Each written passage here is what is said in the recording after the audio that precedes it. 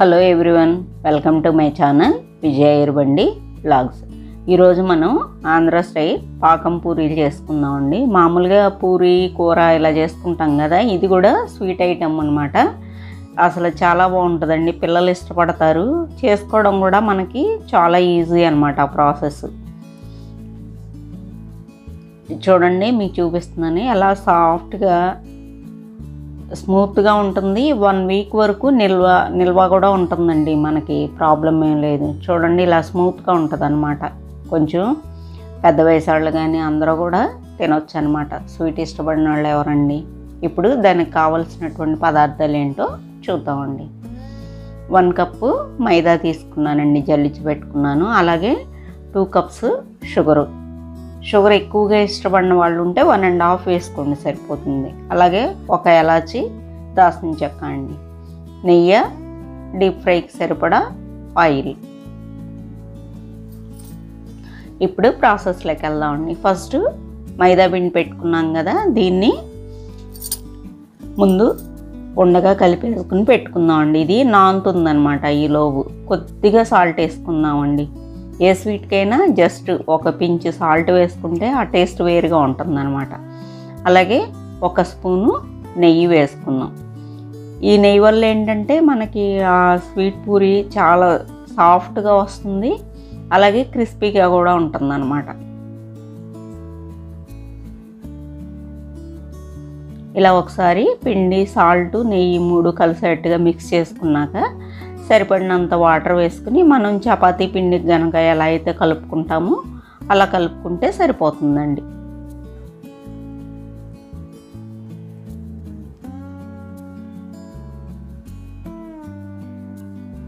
చూడండి, ఇలా స్మూత్గా కలిపేసి పెట్టేస్తాను అనమాట. మూత పెట్టేసి పక్కన పెట్టేసుకుందాం అండి. దీన్ని నానుతుంది లోపు. నెక్స్ట్ వచ్చి స్టవ్ ఆన్ చేసుకుని మనం పాకం రెడీ చేసేసి పక్కన పెట్టేసుకుందాం అండి. ఎందుకంటే పూరి చాలా ఫాస్ట్గా అయిపోద్ది కదా మనకి, అందుకని ముందుగా పాకం రెడీ చేసుకుందాం. పెట్టుకున్నటువంటి 2 బౌల్స్ షుగరు వేసుకుంటున్నానండి నేను. 2 బౌల్స్ షుగర్కి 1 బౌలు వాటర్ వేసుకోండి. కరెక్ట్గా సరిపోతుంది అనమాట. మీకు పాకం మిగలటం కానీ ఏమీ ఉండదు. ఇది చక్కగా తీగ పాకం వచ్చేటట్టు చూసుకుందామండి. మరీ ముదురుగా వద్దు, అలానే మరీ లేతగా వద్దు అనమాట. చక్కగా తీగ పాకం వచ్చినట్టుగా చేసుకుంటే కనుక మనకి పూరి కరెక్ట్గా ఉంటుంది. మొత్తం కూడా పాకం అంతా కూడా చక్కగా అబ్జర్వ్ చేసుకుంటుందండి పూరి కూడా. గట్టిగా ఉన్న పాకం వస్తే ఏమవుతుందంటే పలుకులుగా ఉంటుంది. అంత ఇష్టం పడి మనం తినడానికి అంత అనిపించదు. ఇప్పుడు పాకం రెడీ అవుతూ ఉంటుందండి. ఈలోపు ఇది ఒకసారి చూపిస్తున్నాను మీకు. పొడిపిండి కొంచెం తీసుకున్నానండి. అలాగే దీన్ని ఒకసారి ఇలా మనం చేతులతో చక్కగా ఇలా స్ప్రెడ్ చేసి నలుపుతూ ఉన్నాం అనుకోండి, రబ్ చేస్తే ఏమవుతుందంటే చాలా స్మూత్గా వస్తుంది అనమాట. ఇది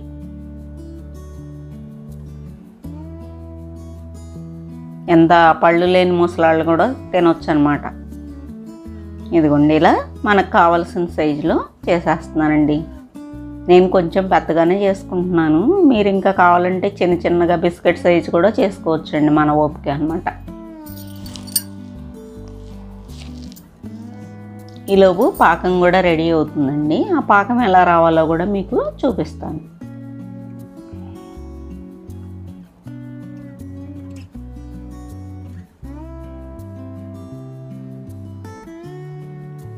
ఇప్పుడు చూడండి, ఇంకా తీగ రావట్లేదు అనమాట, కొంచెం ఉంది. 1 సెకండ్ ఆగితే సరిపోతుంది అనమాట. ఇదిగోండి, ఇప్పుడు ఇది కరెక్ట్ పాకం అనమాట.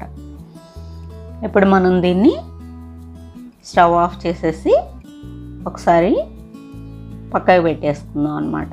పెట్టి పైన మూత పెట్టేసుకోండి కంపల్సరీ, ఎందుకంటే పాకం చల్లారకూడదు. గోరువెచ్చగా ఉన్నప్పుడు వేసేసుకుంటూ ఉండాలన్నమాట, తీసిన పూరి తీసినట్టు దాంట్లో. అలా మూత పెట్టేసి పక్కన పెట్టేశాను. ఇప్పుడు ఈ స్టవ్ మీద ఆయిల్ పోసి పెట్టేసుకుంటున్నానండి, డీప్ ఫ్రైకి సరిపడా. ఈ ఆయిల్ వేడెక్కేలోపు నేను ఉండలు చేసి పెట్టేసుకున్నాం కదా, ఈ పూరీలన్నీ కూడా రెడీ చేసేసుకుందాం. మీకు ఒకటి చూపిస్తున్నాను ఆ ప్రాసెస్. ఇలా ఫస్ట్ కావాల్సిన సైజులో పూరీగా చేసిన తర్వాత ఒక్కసారి నెయ్యి రాసుకుందామండి కొద్దిగా.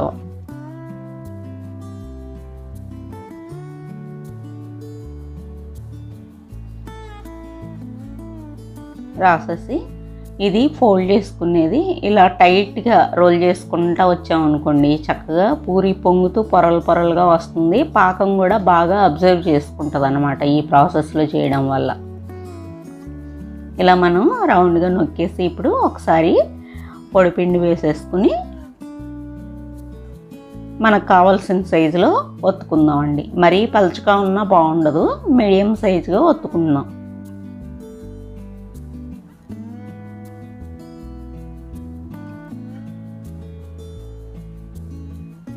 ఇలా ఈ సైజు చేసుకున్నానండి నేను.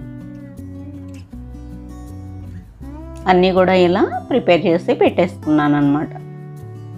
ఇప్పుడు మనకి నూనె కూడా వేడెక్కింది. ఇవి రెడీ చేసుకునేలోపు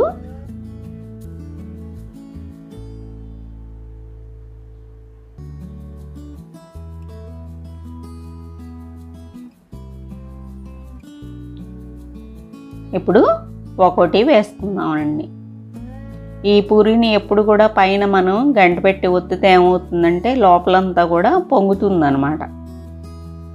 అందులో మనం పొరలుగా రౌండ్గా వేసుకున్నాం కదండి, నెయ్యి ఒకటి రాసాం కదా, బాగా వస్తాయి అన్నమాట.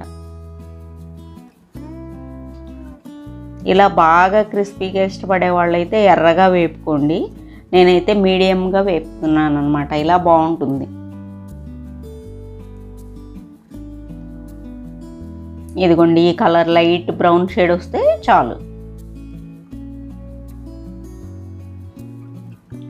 ఇప్పుడు మనం పాకం పెట్టుకున్నాం కదా రెడీ చేసుకుని పక్కన, దానిలోకి వేసేద్దామండి.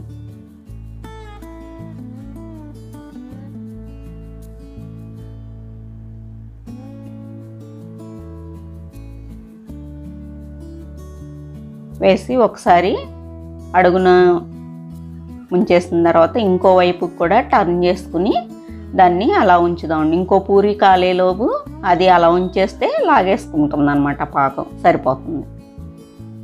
ఇప్పుడు నెక్స్ట్ ఇంకో పూరి వేసుకున్నానండి.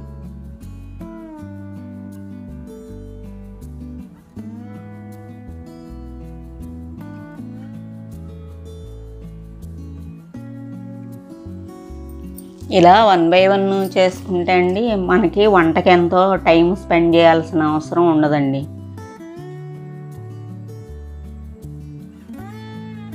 ఇదిగోండి ఇది కూడా కాలింది కదా. ఇప్పుడు దాంట్లో పాకంలో వేసింది తీసేసి దీన్ని మళ్ళీ దాంట్లో డిప్ చేసుకుందాం అండి 2 వైపులా కూడా.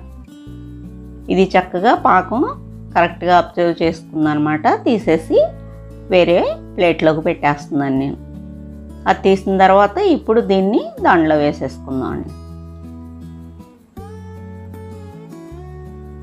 దీన్ని కూడా అటు ఇటు టర్న్ చేసుకుందాం. ఇంకా మిగతావన్నీ కూడా ఇలా వేసి ఇది వేగేలోపు వాటిని తీసి పెట్టేసుకుంటూ ఉంటామేనండి. ఇదిగోండి చూసారా, ఇలా చేసేసుకోవడమే. ఇంతేనండి, పాకం పూరీలు మనం ఈజీగా చేసుకోవచ్చు.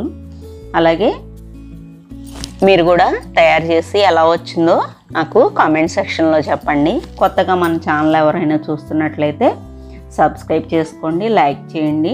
అలాగే మన వాళ్ళందరికీ కూడా షేర్ చేయండి. పక్కనున్న బెల్ ఐకాన్ ప్రెస్ చేస్తే మనం పెట్టేటువంటి ప్రతి వీడియో మీకు రీచ్ అవుతుందండి. నన్ను సపోర్ట్ చేస్తున్న మీ అందరికీ వన్స్ అగైన్ థ్యాంక్స్ అండి.